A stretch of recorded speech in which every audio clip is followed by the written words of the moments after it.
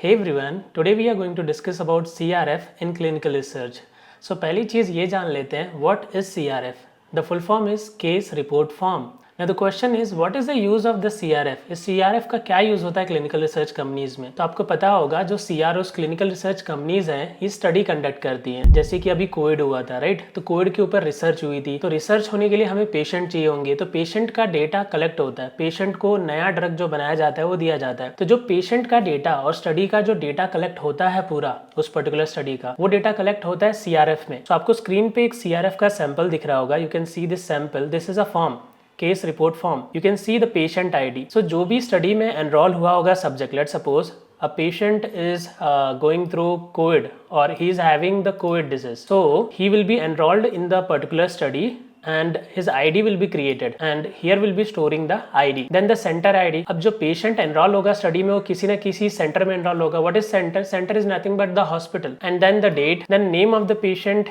age, sex, so you can see all the data, history of smoking। so patient का past का data भी collect किया जाता है। Let's suppose past में patient ने smoking करता था या alcohol या ऐसे कोई भी tobacco, जो भी वो consume करता था past में, whatever he was consuming, that data will be collected here, and family history as well you can check here, and height, weight, BMI, education, this data also। and the next thing you can see, यहाँ पे आपको form में 3 visit दिख रहे होंगे, visit 1, visit 2, visit 3। Now कितने visit होंगे patient के ये डिपेंड करता है स्टडी पे। विजिट मतलब क्या होता है? सपोज कोविड का जो ड्रग है उसको बनाने का प्रोसेस स्टार्ट हुआ या स्टडी स्टार्ट हुई, so we are going to enroll some patients, some healthy people as well but mostly patient। so जब patient enroll होंगे उससे पहले प्रोटोकॉल रेडी होगा, उसके ऊपर मैं बाद में वीडियो बनाऊंगा। तो क्या होगा, जितनी भी विजिट्स डिसाइड होंगी, डिसाइड कौन करेगा? ये doctor, a team of experts and doctor decide करेंगे कि इस स्टडी के लिए इस पर्टिकुलर ट्रायल में और इस पर्टिकुलर फेज में, चाहे वो फेज 1 है, फेज 2 में कितने विजिट्स करने होंगे। सो यहाँ पे आप फॉर्म में 3 विजिट देख सकते हो। तो इन 3 विजिट में पेशेंट के ये सारे डेटा कलेक्ट होंगे, ketone, blood, protein, nitrite. So patient के बहुत सारे टेस्ट होंगे जब भी उन्हें ड्रग दिया जाएगा एक पर्टिकुलर इंटरवल पे। एवरी सेकेंड डे और every third day they are taking the test and then they are capturing their data,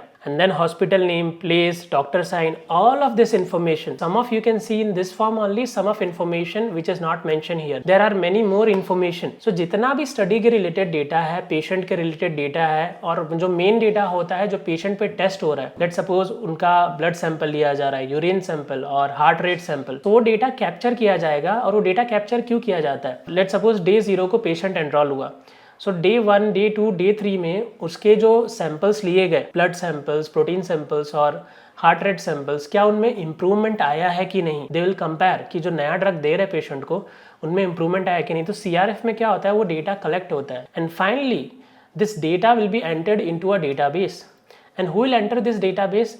CRA और CRC, ये कुछ रोल्स होते हैं, क्लिनिकल रिसर्च कोऑर्डिनेटर और क्लिनिकल रिसर्च एसोसिएट, ऐसे बहुत सारे रोल होते हैं। Exactly I don't know. They will feed this data from CRF to database, और डेटाबेस में से ये डेटा कहाँ जाएगा? It will go to CDM। CDM will refine this data, convert this form data into proper SAS data set, okay? Then that data from CDM will come to the clinical SAS programmer, a statistical programmer। so CDM का जो output होगा वो statistical या clinical science programmer के लिए वो input होगा। From CRF data will go to database, from database data will go to CDM team, clinical data management. They will clean the data and they will standardise the data at the raw level. From there the data will go to clinical science programmer, that is also known as statistical programmer। Finally, will using that data will create SDM, SDM study data tabulation model. इसके just पहले मैंने एक video बनाई थी। SDM क्या होता है? एक डेटा सेट होता है। CDM टीम जो डेटा हमको देती है, हम उससे स्टैंडर्ड डेटा सेट क्रिएट करते हैं, SDM डेटा सेट। उसके बाद उस डेटा से हम क्रिएट करेंगे SDM से हम, यानी स्टैटिस्टिकल प्रोग्रामर या clinical science programmer, Adam data set create करेंगे। SDM डेटा सेट में हम क्या करते हैं? रॉ डेटा सेट को स्टैंडर्ड नेम्स देते हैं, क्लीनिंग करते हैं, उसको स्टैंडर्ड वे में क्रिएट करते हैं। So as per the CDISC, as per the SDM IG। फिर उसमें से हम एडम क्रिएट करते हैं। एडम में अगर कोई मिसिंग वैल्यू हो तो उसको फिलअप किया जाता है। अगर कोई विजिट मिस की हो पेशेंट ने, ठीक है, कोई डेटा मिसिंग हो, कोई डेट वैल्यू मिसिंग हो, उसको फिलअप किया जाता है, इंटरप्रिटेट किया जाता है। फिर एडम से क्रिएट होगा table listing. So table listing is nothing but reports. Table में हमें थोड़ी बहुत एनालिसिस करनी होती है, we have to do some analysis in table, but listing is like simply listing your ADaM data but as per the mock shell. So एक shell होता है, एक स्ट्रक्चर होता है जो हमें मिलता है पहले से, and according to the structure we need to create the table and listing. And for SDM and ADaM will be getting the spec. SDM IG और एडम आईजी से स्पेक बनता है. स्पेक क्या होता है? एक एक्सेल शीट होती है. If you want video on how to create SDM data set, how to create Adam, how to create table and listing, you can request me in the comments. I'll create another video. But today's video was about CRF.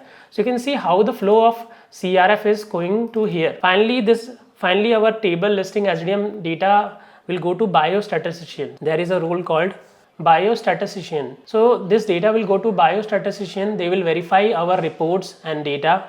Finally it will go to client. And finally from the client it will go to FDA. So this is the flow of data from CRF to database, from database to CDM, then to clinical SAS programmer or statistical programmer. Statistical programmer will create SDM Adam table listing. Finally this SDM Adam table listing will be verified by biostatistician. Then it will go to client. Client can be who is investing the money in this product. Finally if the client is approving, then it will go to FDA. And you need to remember what is CRF. CRF is nothing but it's a form where patient data and study data will be collected. Okay, you have seen forms, right? So in that way the form data will be collected and then it will go to database. Finally from database to CDM, from CDM to clinical SAS programmer or statistical, then it will go to biostatistician, then client, then FDA. You can see the same data. So data is very important here. Data बहुत ही important है.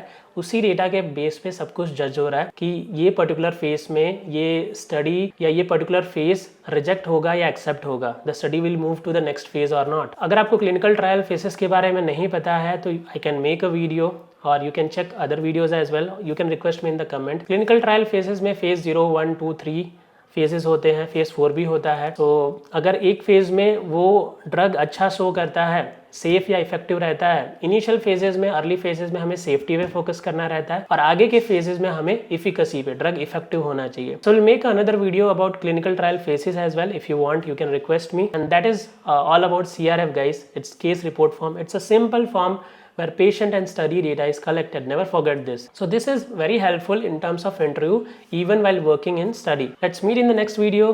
Meanwhile, thank you everyone and bye bye everyone.